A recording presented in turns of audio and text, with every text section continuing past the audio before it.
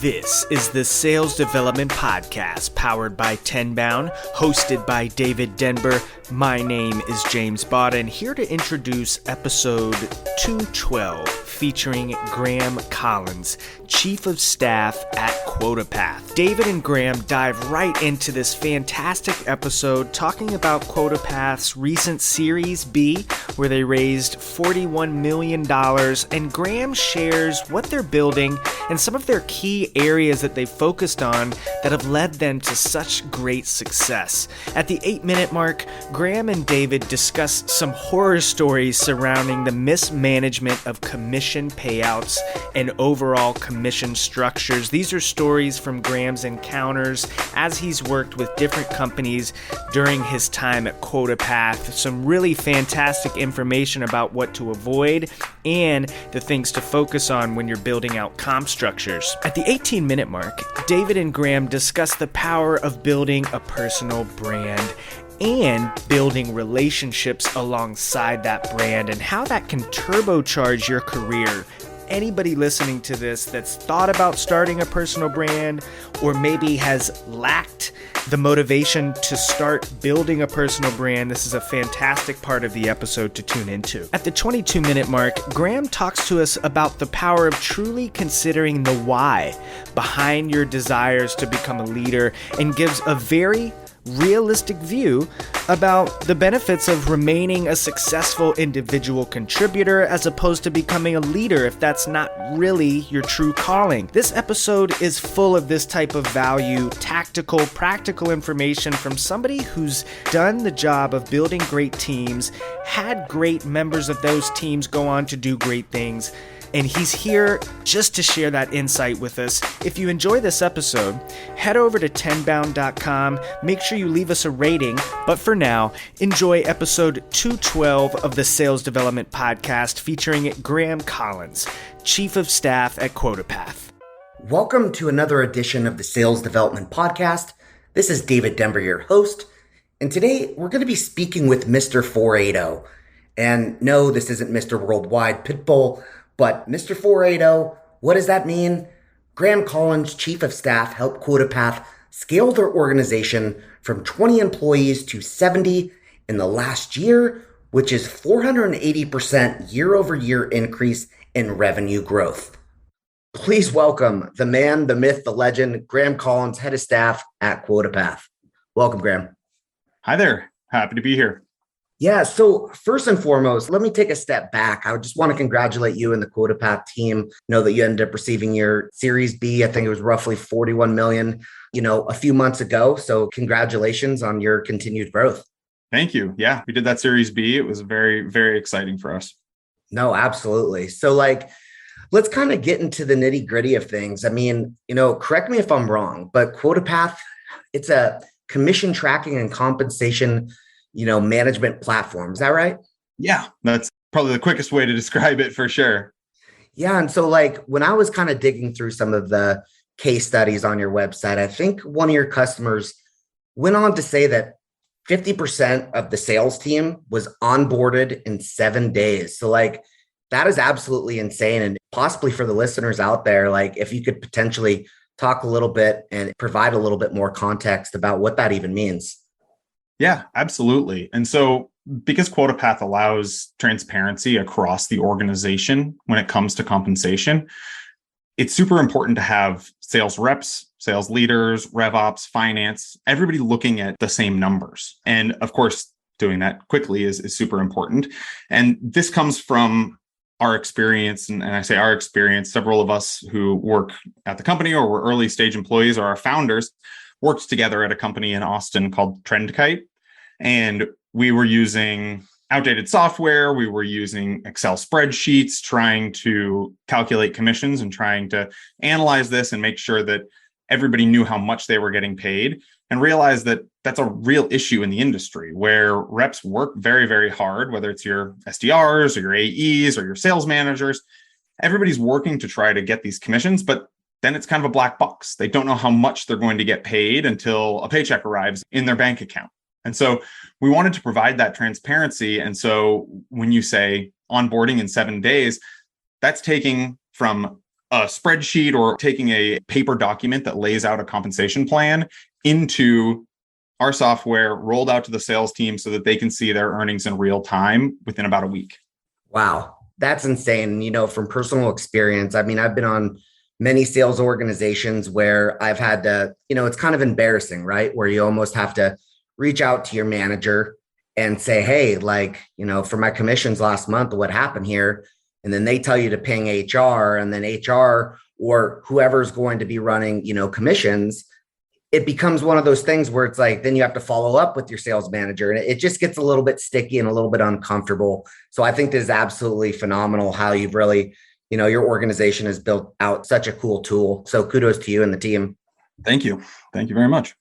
So, one of the things that I found really interesting, and I wanted to learn a little bit more because when I saw you post about, something that, you and your team used to do, or when you were sales development, the director, you really talked about, and this was over at TrendKite, analyzing your sales funnel, activities that really lead to success down the sales funnel. And I think on your website, there's a free tool that you actually helped create.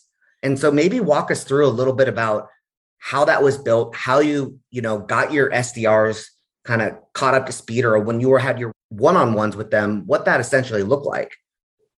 Yeah, absolutely. So I believe in this quadrant of motivation. And so on the far left, you have money, and on the far right, you have pride. And at the top, you have public, and at the bottom, you have private. And so what I mean by that is your public money people are the kinds of people who are motivated by driving up in a fancy car or wearing fancy watches or being seen as successful via the amount of money that they can spend on things. And that's not a negative trait by any means. None of these are any better than the others.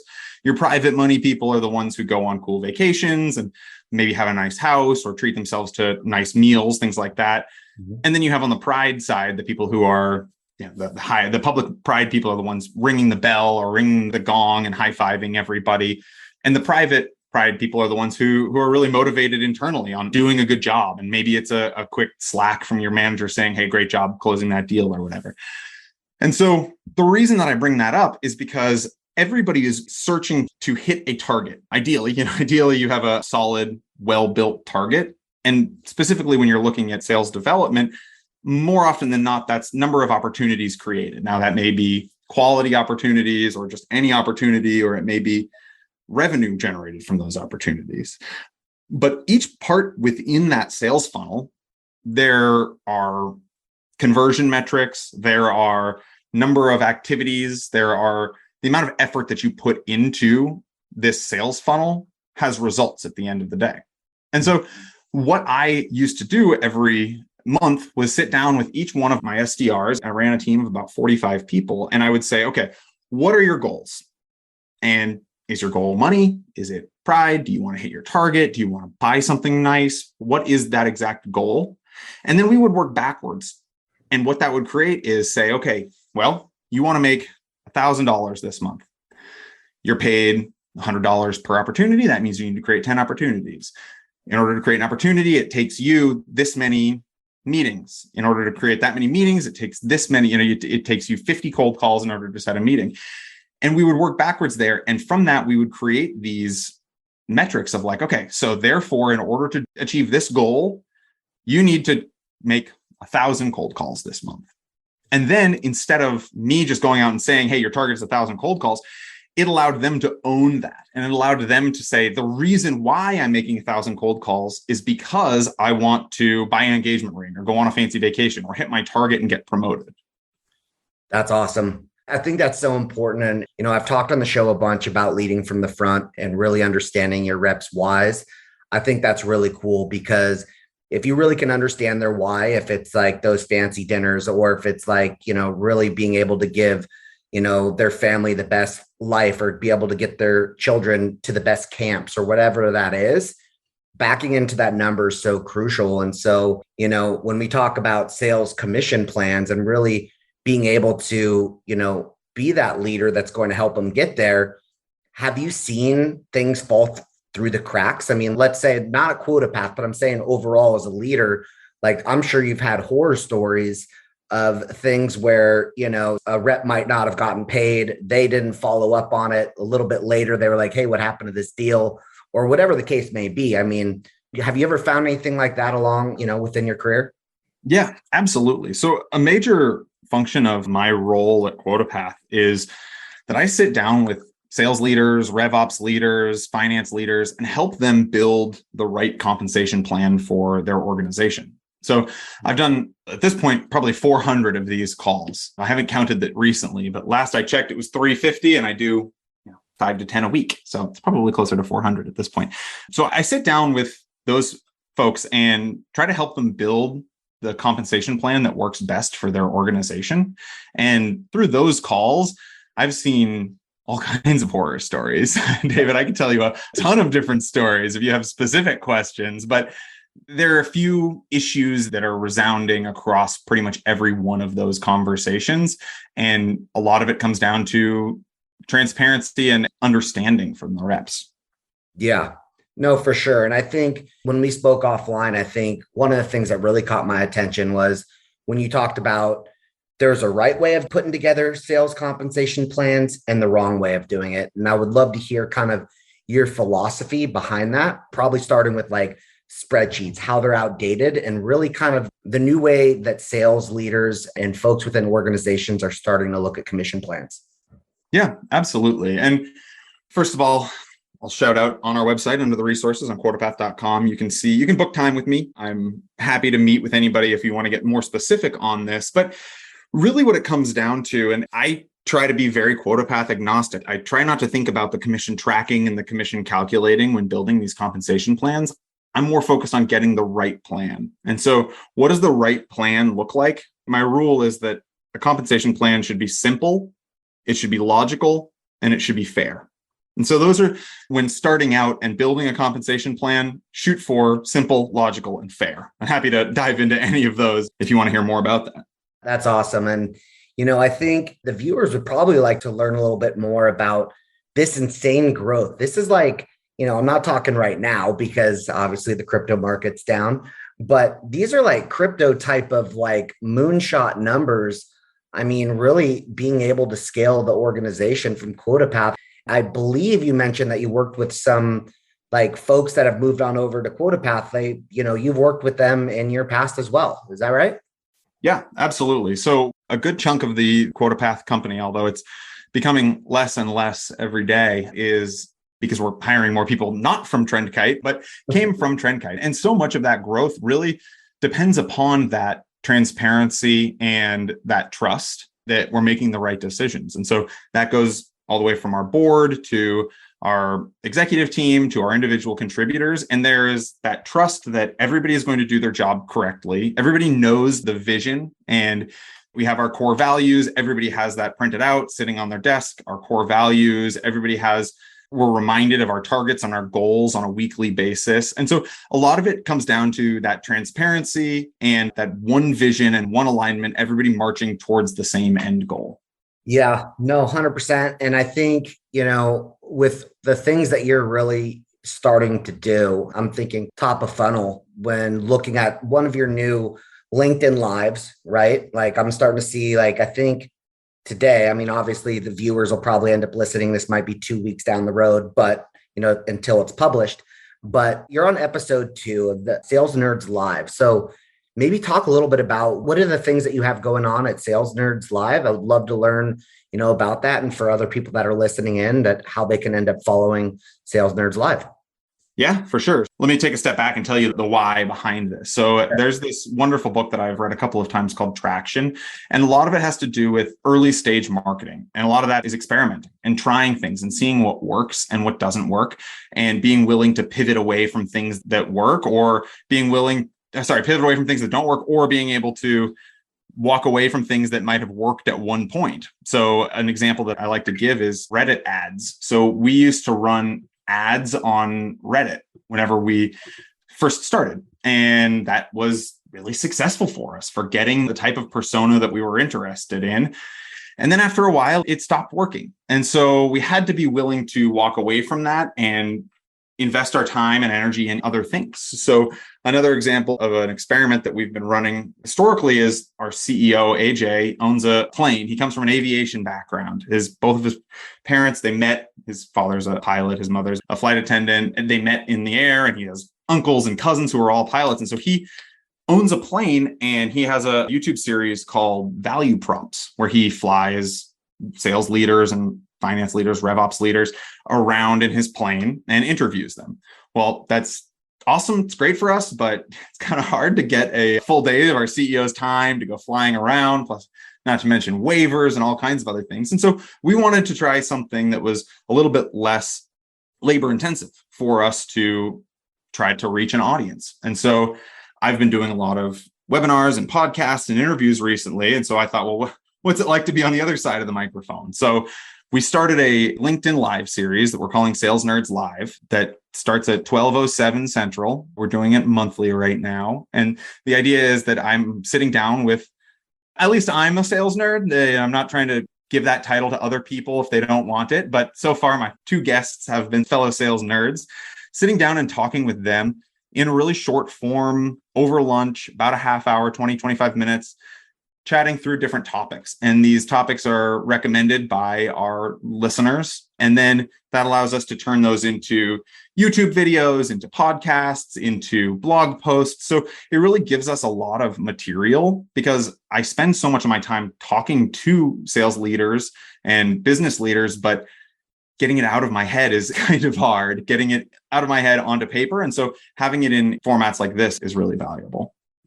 Yeah, absolutely. And I just signed up. I'm excited to kind of check it out, learn a little bit more. I think one of your guests, Jacob Walker, is going to be on head of sales. So shout out Jacob. He's great. He started as an SDR on my team, and now he's making more money than I am working as a head of sales over at a really cool company. That just shows, a testament of like really how you've interacted with, your SDRs as a leader, right? Where you still but like they feel comfortable still engaging with you and being able to, still have those conversations. And, I think that's so important for people that, are tuning in to the show today. It's like, how important is it to build your own personal brand and really to just overall be a good person? Because, right, like you said, Jacob's now, the head of sales. You've been wildly successful in all your ventures that you've, been a part of.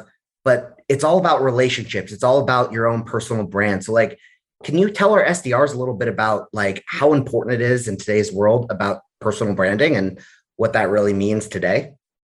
Yeah, absolutely. This is actually something that I didn't really believe in up until recently. I know that sounds ridiculous. I guess I didn't really put together what I was doing was personal branding until fairly recently. And so I have always tried to leave every relationship and every interaction that I have, whether it's a prospective customer, a colleague, a manager, somebody who reports to me, I always try to both assume positive intent in them. So assume that they're not being a jerk just to be a jerk. There's a reason that if somebody's rude to you or somebody is unhappy with you, there's a reason for it.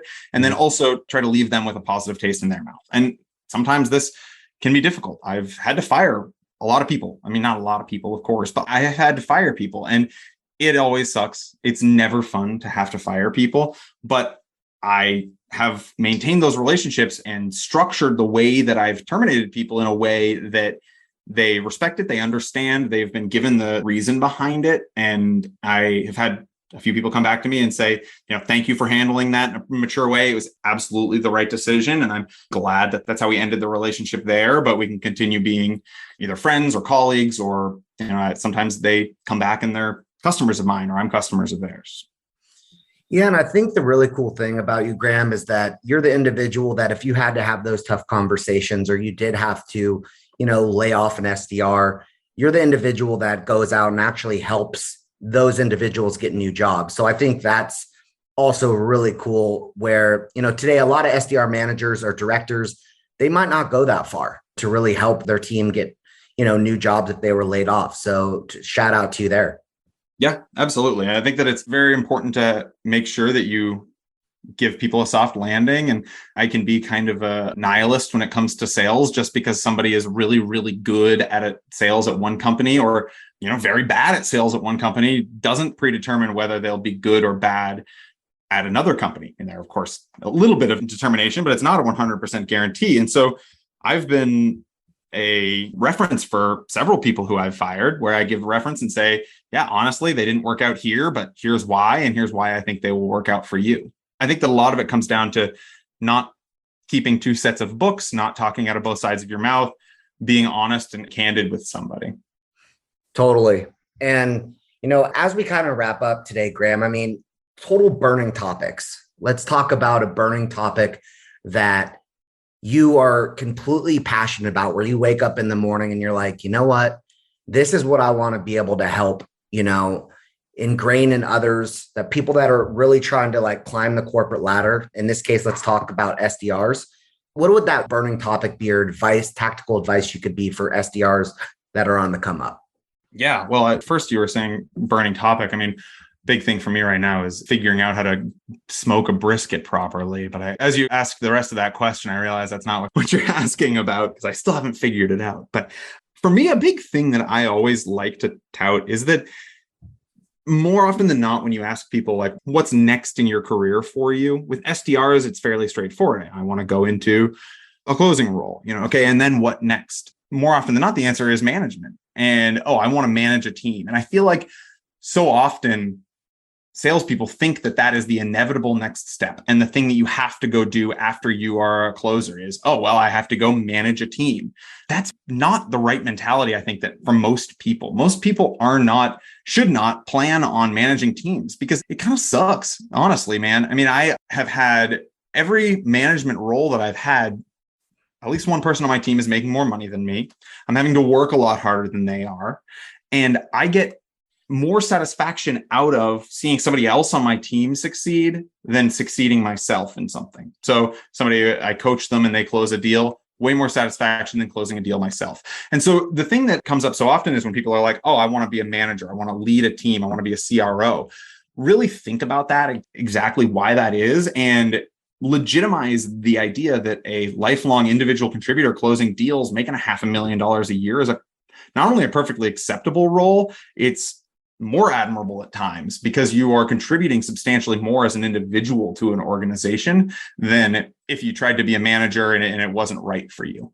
Such amazing advice on all fronts. I think what you stand for as a leader and really what you're doing over at QuotaPath is so amazing, Graham. Just want to give you, just say personally, thank you so much for joining us at the Sales Development Podcast. It was such a pleasure having you and getting to know you more on a personal one-to-one basis, bro. Thank you. Yeah, you too, David. It was a pleasure to chat. Yeah. And so quick note, we have some awesome speakers just like Graham coming up next on the Sales Development Podcast. So please stay tuned and don't forget to sign up for our newsletter to get tactical tips and tricks that can help you and your team crush your quota. So until next time, this is David Dember signing off. Be well, everyone. Thank you for listening to the Sales Development Podcast, the only audio forum 100% focused and dedicated to sales development. Please be sure to subscribe to the show on YouTube and take a moment to leave us a review on iTunes. Your support makes our show possible. If you are struggling with your sales development program, contact us at tenbound.com for a no-obligation exploratory call. Again, that's tenbound.com.